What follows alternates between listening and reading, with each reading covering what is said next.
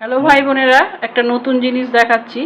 নতুন না, আগে হয়তো দেখিয়েছি কিনা আমি জানি না। ঠিক এই যে আদা, এই যে আদা গাছ কোথা থেকে হয়। এই যে দেখছো মুখ আছে, দেখাও, একদম আইডেন্টি করে দেখাও। হ্যাঁ, এই যে সাদা সাদা মুখ দেখছো, এই যে সাদা সাদা মুখ, এই যে সাদা সাদা মুখ, এইগুলো থেকেই আদা গাছ হয়ে যাবে আমার। যে তোমরা আদা গাছ দেখেছো এবং আগামী দিনে আরও দেখাবো সেই আদা গাছ। এই যে ওর বাবা আদা এনেছে ছেলে, এই যে তার থেকে বার কেটে নিল, আমি দেখিয়ে দিয়েছে। এই যে দেখো, এই যে কেটে কেটে নিল, এই যে এই এখান থেকেই কেটে নিল।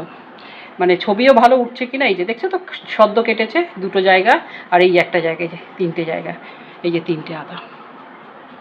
ঠিক আছে, এই ছোট্ট জিনিস তোমরা বসাবে, আপনি দেখবে গাছ হয়ে যাবে। 2 বছরের মধ্যে এই গাছ ভালো হয়ে যাবে এবং 2 বছরে ফল দিয়ে দেবে, এবং যা বসাচ্ছে তার 3-4 গুণ বেশি ফল পাবে, অনেকটাই বেশি ফল।